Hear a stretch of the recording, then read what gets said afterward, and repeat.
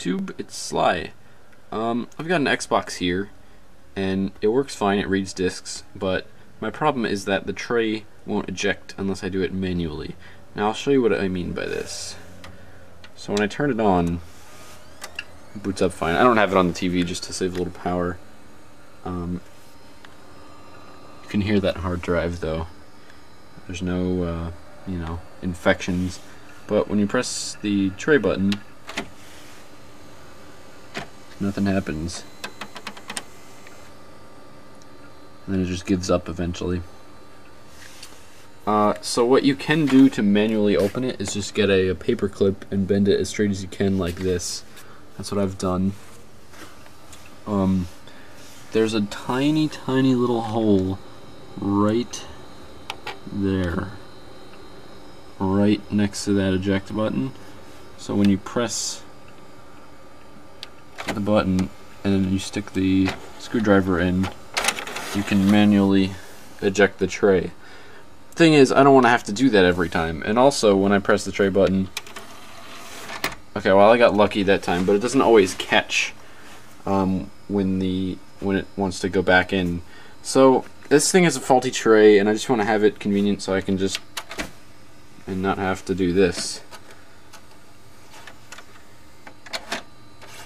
See, now it's like halfway out and it's all screwy.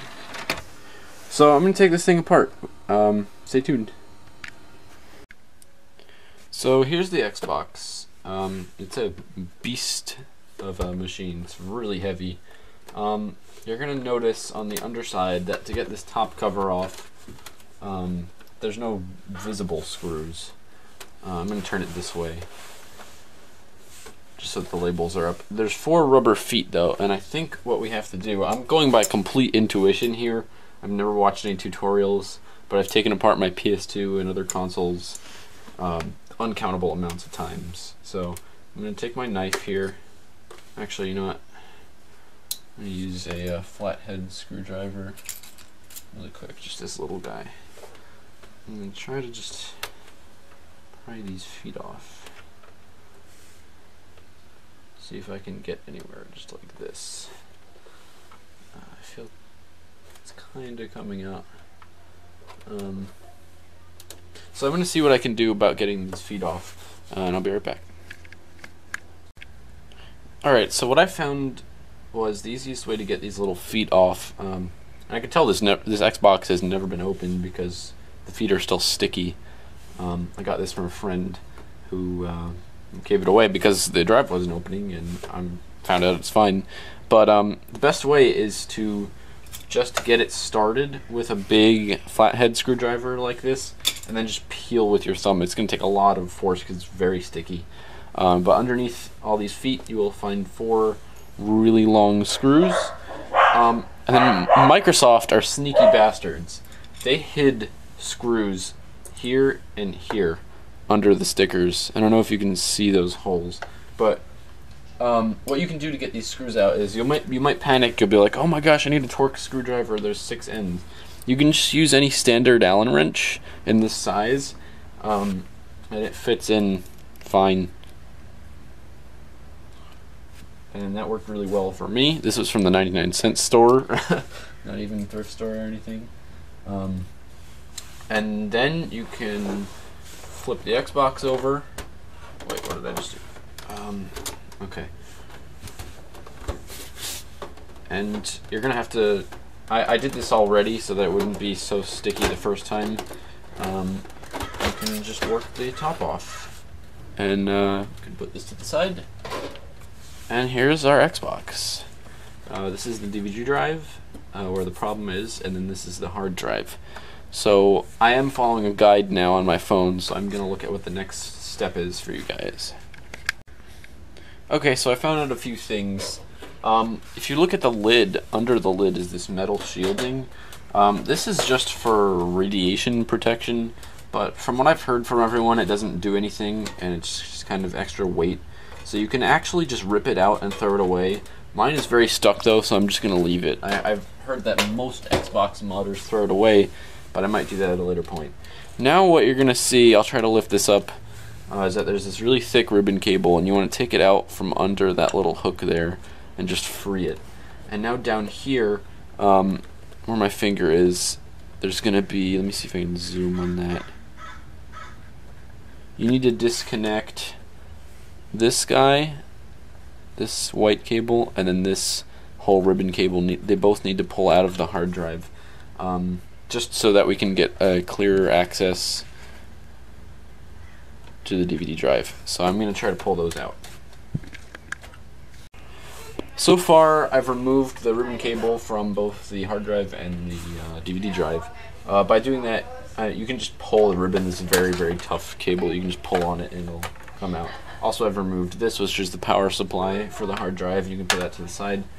And down here, there's a yellow cable, a bunch of yellow cables that are also connected to the DVD drive that you can pull on them and they will come out. So now everything is disconnected except it's all in this big plastic holder thing. If you look around, there's more golden screws like this hidden all throughout the Xbox that are just keeping this plastic thing together that we needed to take apart to get these components out. So I didn't have the right Allen key, right size to get these, so I'm going to go see if I have the right size, and I will be right back. So as you can see now, the power supply and the motherboard is exposed, and it's because I took the hard drive out. There's a screw right here that goes right in that hole, at least for my model. It's a little gold screw. You have to use a smaller Allen wrench or TORX screwdriver to get that out. And then once you wiggle this out from this little latch in here, this will be free, and you can take your hard drive out and put it aside. This will make it much easier to access our disk drive. And then to get the disk drive out, I'm gonna have to try to find the right size for this, but there are screws here and there on the other side that are the only things that are holding this plastic assembly in place. Then we'll get this bad boy out. So I put everything back together, reconnected everything, screwed it all back together, and I came to the conclusion that I didn't have the right screwdriver, TORX screwdriver. Allen wrenches won't work for this situation. Specific screws to unlatch the DVD drive from the rest of the Xbox. So I am going to order one of those and go back to this. The tray still does its thing, but the Xbox itself is fine, and I don't want to delve any further because the PS2 that's right next to it, I just did way too much taking it apart, and I ended up scratching the laser on the inside of it that reads the discs. So I don't want to damage this Xbox as long as it reads discs. It still does this, but you know, there's the whole technique, and I can just, it's not a problem.